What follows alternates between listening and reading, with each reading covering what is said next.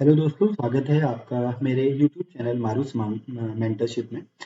आज मैं आपके लिए लेके आया हूँ उत्तराखंड पीसीएस मुख्य परीक्षा का जो थर्ड पेपर है, जो कि भारतीय राज्य व्यवस्था या इंडियन पॉलिटी का जो पेपर है, उसके सिलेबस को हम अभी एनालाइज करेंगे। साथ में हम ये देखेंगे कि हमें उसको किस तरीके से पढ़ना है, क्या क्या हमारे सोर्स ऑफ इसके स्टडी हो सकते हैं, मतलब हमारी क्या कौन कौन सी किताबें उसमें पढ़नी है, ये मैं आपको इस वीडियो में बताऊंगा। इस वीडियो में मैंने हिंदी मीडियम और इंग्लिश मीडियम दोनों ही के जो बच्चे हैं उनके लिए लिया हुआ है। पहले पार्ट में हमने हिंदी मीडियम के सिलेबस को एनालाइज किया है, फिर हमने इंग्लिश मीडियम में भी उसी सिलेबस को एनालाइज किया है। और जो हमारी बुक लिस्ट है वो हमने हिंदी मीडियम और इंग्लिश मीडियम दोनों ही के जो एस्पिरेंट्स हैं उनके लिए इसमें बता रखी है। और ये भी मैं आपको बताना चाहूंगा कि जैसे हमने पहले कहा था कि हम जो लोअर पीसीएस और अपर पीसीएस और समीक्षा अधिकारी, सहायक समीक्षा अधिकारी, तीनों की तैयारी साथ ही कर रहे हैं। और जो इसमें हम स्टडी मटेरियल हम जो यूज करेंगे वो तीनों ही पेपरों में, तीनों ही एग्जाम्स के काम आएगा। तो उससे जुड़े हुए भी जो हमारे एस्पिरेंट्स हैं उसे यूज कर सकते हैं। मैं एक और हमारा अभी किसी ने मुझसे कमेंट में क्वेश्चन पूछा था कि हम जीएस को मेमोराइज कैसे कर सकते हैं। देखिए, मैं आपको ये बताना चाहूंगा कि जीएस को मेमोराइज करने में बहुत डिफिकल्टी होगी, क्योंकि इतनी ज्यादा जीएस है कि उसे मेमोराइज कर पाना इतना संभव नहीं है। तो मैं आपको ये चाहूंगा कि आप उसमें अपनी कॉन्सेप्चुअल क्लैरिटी बना लें। यदि आपकी कॉन्सेप्चुअल क्लैरिटी बन जाएगी तभी आप उसको अच्छे से, आपको फिर मेमोराइज करने की जरूरत ही नहीं पड़ेगी।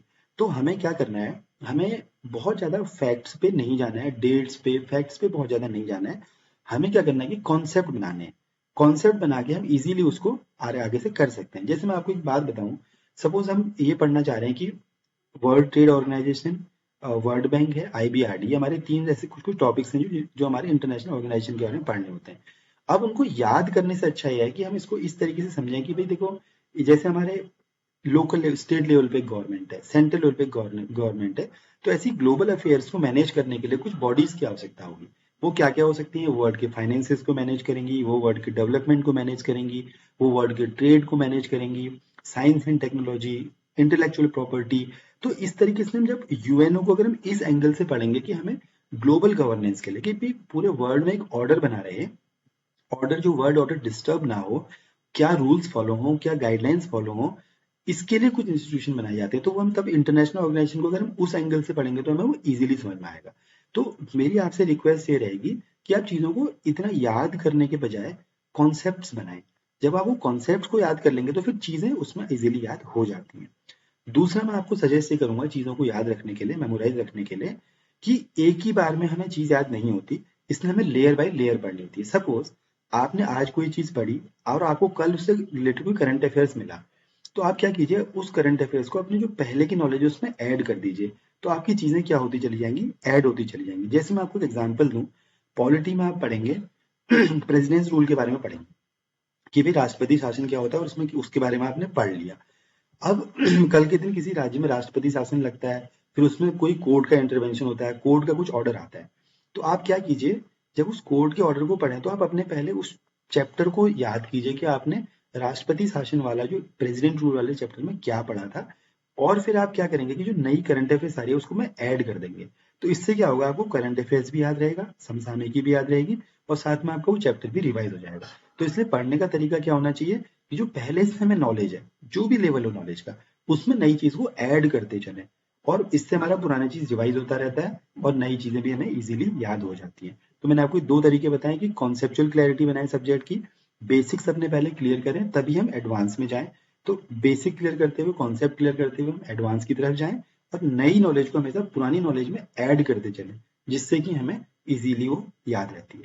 तो ये मैंने आपकी जो क्वेरी थी वो इस वीडियो में, इस अपनी बात में सॉल्व करने की कोशिश करी। अब चलो चलते हैं, हम एनालाइज करते हैं उत्तराखंड पीसीएस के जो थर्ड पेपर है, भारतीय राज्य व्यवस्था इंडियन पॉलिटी के, उसके सिलेबस को एनालाइज करते हैं। यह हमारा उत्तराखंड पीसीएस मेंस परीक्षा का थर्ड पेपर है, जो कि भारतीय राज्य व्यवस्था, सामाजिक न्याय एवं अंतर्राष्ट्रीय संबंध इसका टॉपिक है। नाम है इस पेपर का, 200 मार्क्स का है, 200 अंकों का। देखिए इसमें क्या क्या टॉपिक्स हैं, जिसमें भारतीय राजनीति का संवैधानिक ढांचा, जिसमें कि भारत में संवैधानिक विकास, मतलब किस तरीके से हमारा कॉन्स्टिट्यूशन जो बना उससे पहले के, जिसमें कि हम पिट्स इंडिया एक्ट से लेके government of India act, model Minto reform, ये सारी चीजें पढ़ते हैं, वो है इसमें। भारतीय संविधान का निर्माण, फिर एक्चुअल में कैसे संविधान का निर्माण हुआ, संविधान सभा उसमें क्या क्या उसमें चीजें हुई, वो इसमें पढ़ना है। उद्देशिका और उसका महत्व, जो भारतीय संविधान की उद्देशिका है उसका महत्व बताना है। भारतीय संविधान की मूल विशेषताएं, मौलिक अधिकार और कर्तव्य, राज्य के नीति निर्देशक तत्व, संघीय ढांचा, संघ राज्य संबंध, भारत में संसदीय प्रणाली। इसके अलावा हमारा फिर है संवैधानिक निकाय, जिसमें भारत का निर्वाचन आयोग, जो कॉन्स्टिट्यूशनल बॉडीज है उनके बारे में से पढ़ना है। तो इसमें निर्वाचन आयोग है, वित्त आयोग, भारत का नियंत्रक और महालेखा परीक्षक, संघ और राज्य लोक सेवा आयोग व अन्य। इसमें क्या पढ़ना है कि उसमें कैसे नियुक्तियां होती हैं, उनकी क्या क्या शक्तियां होती हैं और क्या क्या उनके उत्तरदायित्व होते हैं। फिर न्यायपालिका, उसमें न्यायपालिका का गठन, भूमिका, न्यायिक समीक्षा और न्यायिक सक्रियता, संविधान संशोधन पद्धति और महत्वपूर्ण संविधान संशोधन। फिर भारतीय राजनीति, जिसमें कि संघीय कार्यपालिका, राज्य कार्यपालिका, संसद और राज्य विधानमंडल, भारत में चुनाव प्रणाली, जन प्रतिनिधित्व अधिनियम की मुख्य विशेषताएं, राजनीतिक दल और दबाव समूह, क्षेत्रीय राजनीतिक दलों की भूमिका, लोक जवाबदेही, जिसमें संसद, कार्यपालिका और न्यायपालिका, नागरिक और प्रशासन, जिसमें नागरिकों की शिकायतों के निवारण के संस्थान और तंत्र, नागरिक मंच, केंद्रीय सतर्कता आयोग और लोकपाल तथा लोकायुक्त। ये इसके टॉपिक हैं। उसके बाद देखिए प्रेस, जिसमें कि मैं समाचार पत्र और इलेक्ट्रॉनिक माध्यम, जिसमें नीति निर्माण पर प्रभाव, इनका क्या मतलब, प्रेस का नीति निर्माण पर क्या प्रभाव है, जनमत निर्माण और लोक शिक्षा तथा भारतीय प्रेस परिषद। इसके बाद हमारा अगला टॉपिक है भारत में प्रशासनिक व्यवस्था। ये तो हमारा कॉन्स्टिट्यूशनल था, जो संविधान से रिलेटेड था। अब हमारा एडमिनिस्ट्रेटिव सिस्टम पे बात हो रही है, प्रशासनिक व्यवस्था पे, जिसमें देखिए भारत में प्रशासनिक प्रणाली का मूल्यांकन और प्रगति, संघ राज्य सरकार, जिसमें मंत्रिमंडल सचिवालय, केंद्रीय सचिवालय, प्रधानमंत्री कार्यालय, नए राज्यों के गठन की मांग, राज्य सरकार में राज्य सचिवालय, मुख्य सचिव, विभाग और निदेशालय, बोर्ड, निगम और आयोग। भारत में संघ राज्य क्षेत्रों तथा अन्य विनिर्दिष्ट राज्यों तथा क्षेत्रों का प्रशासन, भारत में सिविल सेवाएं, जिसके क्या क्या प्रकार हैं, विशेषताएं क्या हैं, भूमिका और कार्य निष्पादन।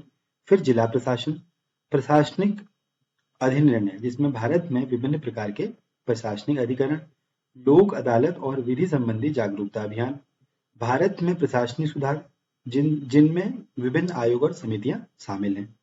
ये हमारा है एडमिनिस्ट्रेशन, जो प्रशासनिक व्यवस्था से रिलेटेड।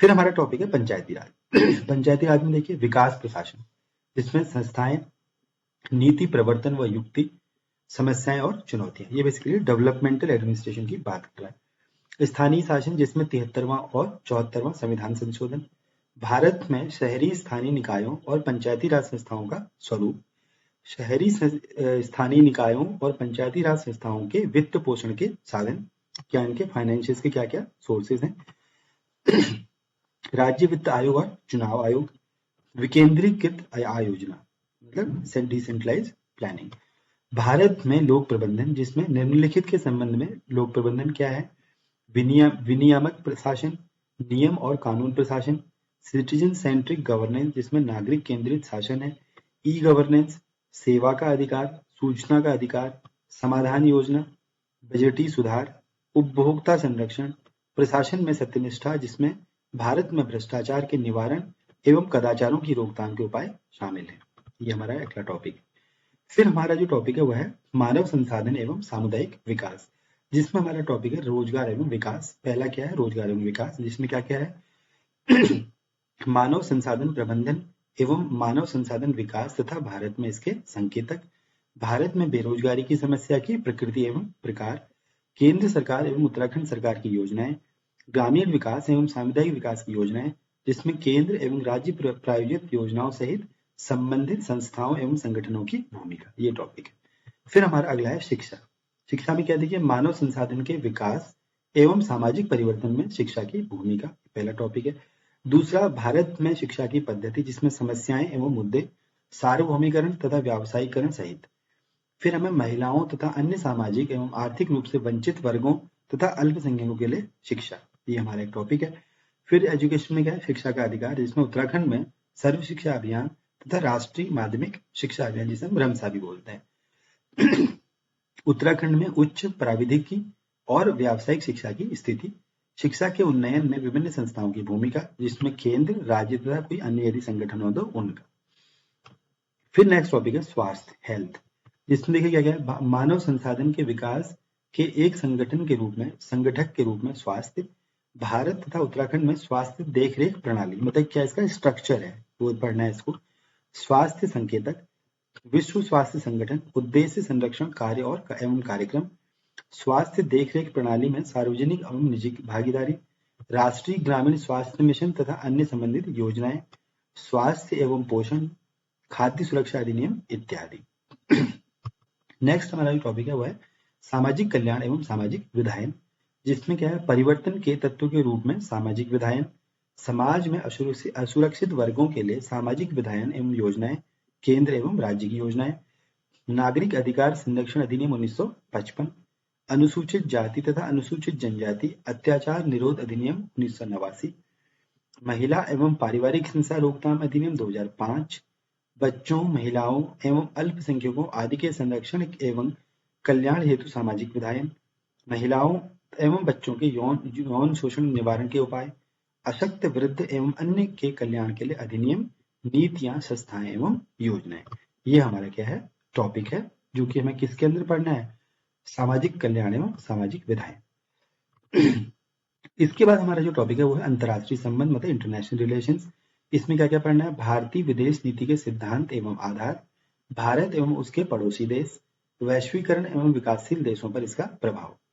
फिर हमें पढ़ना है अंतर्राष्ट्रीय एवं क्षेत्रीय संगठन, जिसमें हमें संयुक्त राष्ट्र एवं उसके विशिष्ट अधिकरणों के बारे में पढ़ना है। क्षेत्रीय संगठन जिसमें हमारा दक्षेस है, आसियान है, यूरोपीय संघ है, गुट निरपेक्ष आंदोलन है, ओपेक एवं राष्ट्रमंडल आदि। आदि में फिर और भी जो और हमारे वो भी इसमें आ जाएंगे। भारतीय जैसे बिम्स्टेक है, इसमें बिम्स्टेक लिखा नहीं है लेकिन आदि में आ जाएगा। भारतीय सांस्कृतिक कूटनीति एवं प्रवासी भारतीय, आज के प्रवासी भारतीयों का भी देखिए प्रवासी भारतीय दिवस भी मनाया गया था। तो प्रवासी भारतीय एक बहुत इंपॉर्टेंट हमारा क्या हो गया फोर्स है हमारी। उत्तराखंड राज्य, अभी उत्तराखंड स्पेसिफिक है, क्या क्या इसमें राजनीतिक, सामाजिक एवं प्रशासनिक संदर्भ। इसके अंदर क्या कहना है, उत्तराखंड की ऐतिहासिक, राजनीतिक एवं सामाजिक पृष्ठभूमि, राज्य की राजनीतिक एवं प्रशासनिक संस्कृति, राजनीतिक व्यवस्था, दलीय राजनीति, गठबंधन सरकारों की राजनीति, क्षेत्रीय दलों की भूमिका और कार्य तथा दबाव समूह। फिर प्रशासनिक प्रणाली उत्तराखंड की, जिसमें राज्य सरकार की संरचना, मंत्रिमंडल और विभाग, प्रशासनिक अधिकरण तथा जिला एवं तहसील स्तरीय प्रशासन, जिला एवं तहसील स्तरीय प्रशासन। फिर राज्य लोक सेवा आयोग, राज्य लोक सेवा आयोग, लोकायुक्त, राज्य सतर्कता अभिकरण, उत्तराखंड में पंचायती राज एवं नगरीय प्रशासन, उत्तराखंड की सामाजिक कल्याण योजनाएं। ये हमारा उत्तराखंड का है। फिर समसामयिक घटनाओं में राज्य स्तरीय, राष्ट्रीय और अंतर्राष्ट्रीय महत्व की समसामयिक घटनाएं, मतलब करंट अफेयर्स इसने पूरा ही कवर कर लिया। ये हमारा क्या था, हिंदी मीडियम में हमारा टॉपिक्स थे। इन्हीं को मैं इंग्लिश मीडियम में कवर कर रहा हूँ। देखिए थर्ड पेपर हमारा है Indian polity, social justice and international relations. कितने नंबर का है, 200 मार्क्स का है।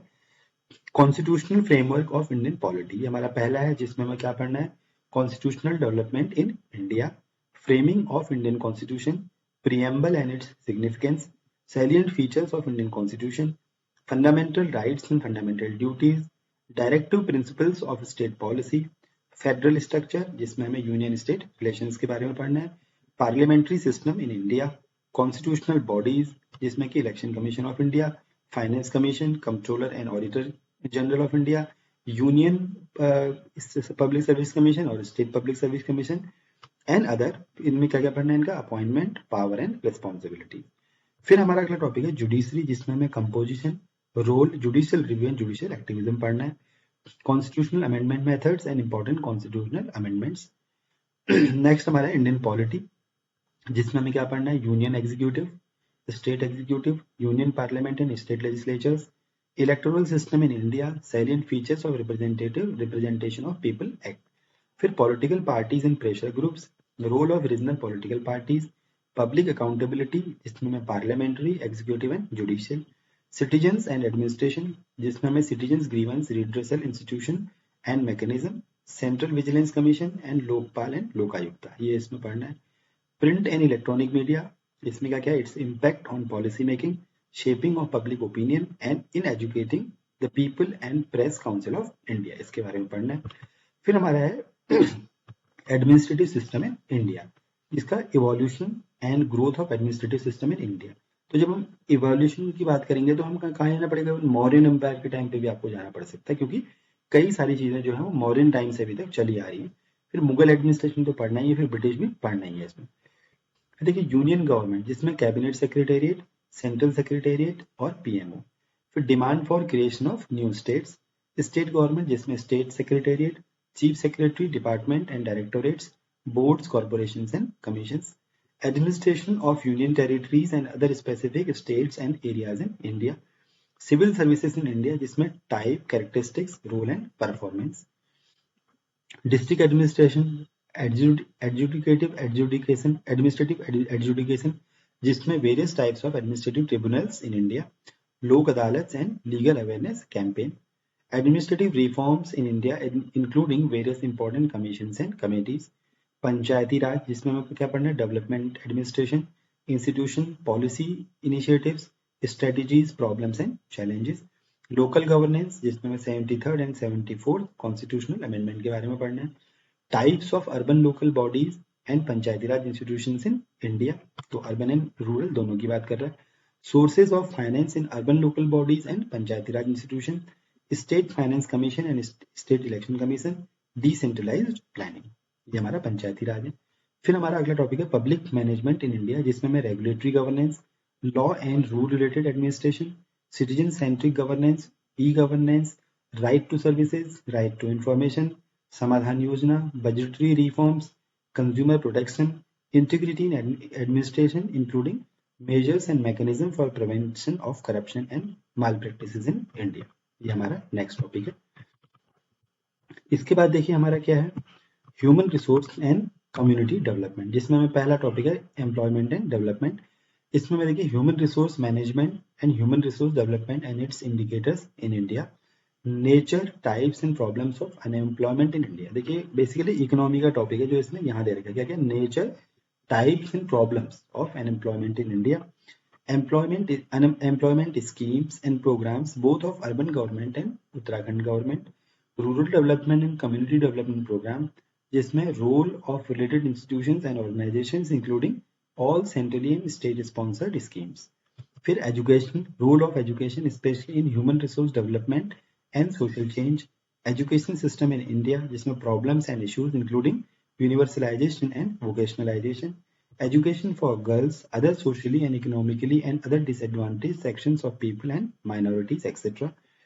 Right to education, Sarva Shiksha Abhiyan, Rashtriya Madhyamik Shiksha Abhiyan in Uttarakhand, status of higher technical and vocational education in Uttarakhand, ये सब उत्तराखंड के स्पेसिफिक पढ़ने। रोल ऑफ वेरियस इंस्टीट्यूशन जिसमें central, state and other organisations in promotion of education, ये हमारा एजुकेशन क्या है। फिर देखिए हेल्थ में क्या है, health is a component of human resource development, healthcare system in India and Uttarakhand, health indicators, World Health Organization जिसमें objective, structure, function and its programs, public-private partnership in healthcare system, National Rural Health Mission and other related schemes, Health and Nutrition, Food Security Act, etc. फिर है social welfare and social legislation जिसमें हमें social legislation as an element of change, social legislation and schemes central and state for vulnerable section of society, protection of Civil Rights Act 1955, Scheduled Caste and Scheduled Tribe Prevention of Atrocities Act 1989, Protection of Women from Domestic Violence Act 2005, Social Legislations for the protection of welfare of children, for the protection and welfare of children, women and minorities. फिर है Sexual Violence Against Women and Children, Preventive Measures, Welfare of Disabled, Aged and Others, Enactments, Policies, Institutions and Schemes. ये basically government schemes के बारे में जो socially weaker section of society है उनके लिए है।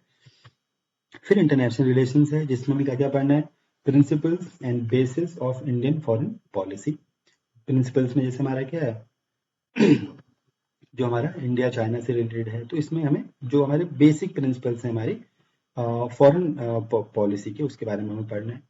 India and her neighbours, globalisation and its impact on developing countries, international and regional organisations जिसमें हमें क्या क्या पढ़ना है, United Nation and its specialised agencies, regional organisation जिसमें SAARC, ASEAN, EU, NAM, OPEC, Commonwealth of Nations etcetera, मतलब और भी इसमें कुछ हो सकते हैं। India's cultural diplomacy and Indian diaspora, ये एक टॉपिक है। फिर हमारा पॉलिटी उत्तराखंड के स्पेसिफिक, तो Uttarakhand state political, social and administrative context, इसमें क्या क्या है, historical, political and social background of Uttarakhand, तो बहुत वाइड है, देखिए historical, political and social background, political and administrative culture in Uttarakhand या इन द स्टेट, मतलब in Uttarakhand state, political system जिसमें party politics, coalition politics, role and function of regional political parties and pressure groups. फिर administrative system of Uttarakhand जिसमें structure of state government, ministries and departments, administrative agencies and district and sub district level administration, state civil services, state public service commission, Lokayukta and state vigilance agencies, Panchayati Raj and urban administration in Uttarakhand, social welfare schemes of Uttarakhand. ये हमारा Uttarakhand specific है। फिर हमारा जो अगला topic है वो current events है, जिसमें current events of state level, national and international importance. ये हमारा क्या है, हमारे मेन टॉपिक्स। तो दोस्तों हमने इसमें अभी जो सिलेबस एनालाइज किया, देखिए इसमें मतलब ये बहुत ही, इस पेपर का जो सिलेबस है बहुत ही वाइड कवरेज है, काफी वाइड इसमें सिलेबस है। इसमें क्या क्या हमारा कॉन्स्टिट्यूशनल एस्पेक्ट तो पूछ ही रहा है, फिर हमारा कॉन्स्टिट्यूशन के अंदर जो यूनियन स्टेट रिलेशंस, वो सारे टॉपिक भी पूछ रहा है, इंपॉर्टेंट आर्टिकल जो कॉन्स्टिट्यूशन में वो पूछ रहा है। उसके अलावा ये हमारी जो एजुकेशन है, हेल्थ है, social welfare, international relations, international organisations, मतलब बहुत ही वाइड इसका सिलेबस है। इसके अलावा ये कहा जा रहा है उत्तराखंड स्पेसिफिक, मतलब उत्तराखंड में क्या पॉलिटिकल कल्चर है, क्या पॉलिटिकल सिस्टम है, किस तरीके का हमारा पॉलिटिकल रिलेशंस है, क्या हमारा एडमिनिस्ट्रेटिव सेटअप है। तो उत्तराखंड की भी इसमें नॉलेज होना आपको बहुत जरूरी है। और अंत में फिर एक इस पे करंट अफेयर्स पे भी जा रहा है, जो हमें करंट अफेयर्स पढ़ने हैं वो भी हमारे लिए बहुत जरूरी है इस टॉपिक में। तो इस अभी मैंने आपको क्या किया इस वीडियो में, बेसिकली सिलेबस को, क्योंकि मैं हर बार बोलता हूँ कि आप हमें सिलेबस पता होना बहुत जरूरी है। अगर हम केवल ये पढ़ेंगे कि second paper, third paper polity का आता है, तो हमें हो सकता है कि केवल लक्ष्मीकांत पढ़ के अपनी पॉलिटी कंप्लीट समझ लें, लेकिन इसमें ऐसा नहीं है। आप इसमें देखिए, इसमें गवर्नमेंट पॉलिसीज भी हैं, इसमें इकोनॉमी के टॉपिक भी हैं, सोशल वेलफेयर से रिलेटेड चीजें भी हैं। तो ये सिलेबस काफी क्या है, वाइड है इस टॉपिक का। तो अब हम देखते हैं कि हम इसे कहाँ से कवर कर सकते हैं। तो चलिए अब देखते हैं क्या वो बुक लिस्ट फॉलो करेंगे या हमारे सोर्स ऑफ इसको, इसकी तैयारी करने के स्टडी सोर्स क्या होंगे वो देखते हैं। तो दोस्तों अभी हमने उत्तराखंड पीसीएस का जो मेंस का थर्ड पेपर है इंडियन पॉलिटी का, वो हमने एनालाइज किया। अब हम इसको देखते हैं कि हम इसको कहाँ से हम पढ़ सकते हैं, सोर्स कहाँ से होंगे। तो कहाँ से पढ़ें, देखिए पहला हमारा इंडियन कॉन्स्टिट्यूशन, भारत का संविधान, जिसे हम बेयर एक्ट भी बोलते हैं। ये किताब आती है जिसमें एक साइड इंग्लिश में लिखा होता है, एक साइड हिंदी में लिखा होता है। तो हिंदी और इंग्लिश मीडियम के जो बच्चे हैं, जो एस्पिरेंट्स हैं, आपके लिए ये बुक सबसे इंपॉर्टेंट है। तो आप सबसे पहले इंडियन कॉन्स्टिट्यूशन, मतलब भारत का संविधान जो किताब है, उसे आप खरीद लीजिए। वो हिंदी इंग्लिश मीडियम दोनों में है, इसको आपको अपने पास रखना है और इसे अच्छे से पढ़ना है। सेकंड हमारा इसमें है Indian polity by M Laxmikanth. तो एम लक्ष्मीकांत की इंडियन पॉलिटी लगभग ये यूपीएससी का भी हर बच्चा इसे फॉलो करता है, तो ये अच्छी किताब है, आप इसे ले सकते हैं। दूसरा जो इसमें एडमिनिस्ट्रेटिव वाला टॉपिक है, एडमिनिस्ट्रेशन प्रशासन वाला टॉपिक है, उसके लिए इंडियन एडमिनिस्ट्रेशन एक एम लक्ष्मीकांत की और बुक आती है जो क्या है, इंडियन एडमिनिस्ट्रेशन करके है। वो मैंने यहाँ पे लिखी नहीं है, आप उसे नोट कर लीजिए अलग से।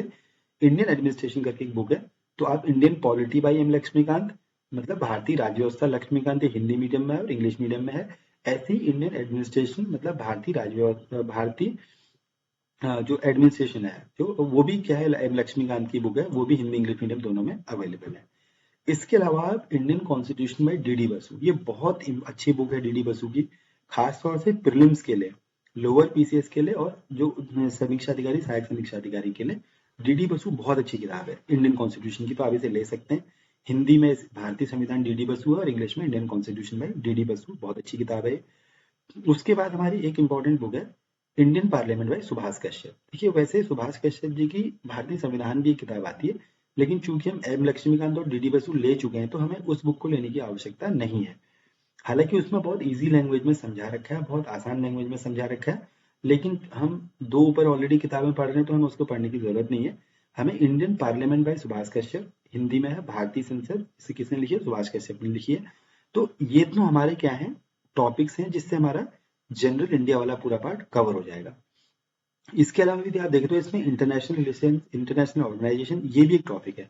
तो उसके लिए आप कोई अलग से बुक ना लेके उसे करंट अफेयर से ही आप मेनली तैयार करेंगे।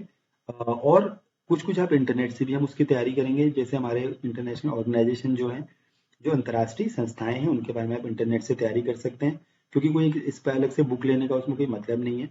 ऐसे ही जो हमारी फॉरेन पॉलिसी से रिलेटेड चीजें हैं, वो एक आप वर्ल्ड फोकस करके एक मैगजीन आती है, अगर आप उस मैगजीन को वर्ल्ड फोकस पढ़ते रहेंगे तो आपको इसमें काफ़ी उसमें चीज़ें कवर हो जाती हैं। वो बेसिकली इंटरनेशनल रिलेशन से रिलेटेड ये क्या है, मैगजीन है।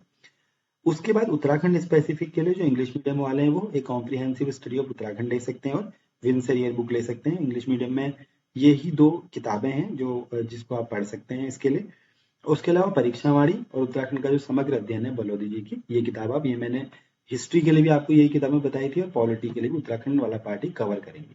लेकिन इस पेपर में एक ध्यान देने वाली बात यह है कि इसमें करंट अफेयर से बहुत ज्यादा आता है। तो हमें फोकस ये करना है कि इसमें करंट अफेयर्स को हमेशा पढ़ते चलें।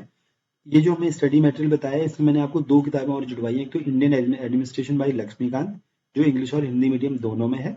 उसके अलावा मैंने आपको बोला था कि इंटरनेशनल अफेयर्स के लिए वर्ल्ड फोकस जो मैगजीन है वो पढ़ें।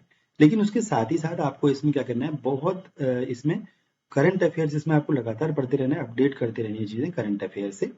और साथ ही वैसे मैं भी कोशिश करूंगा कि इसके सारे टॉपिक्स को मैं कवर करूंगा और जो आपको इसमें वीडियोस के माध्यम से भी मैं दूंगा।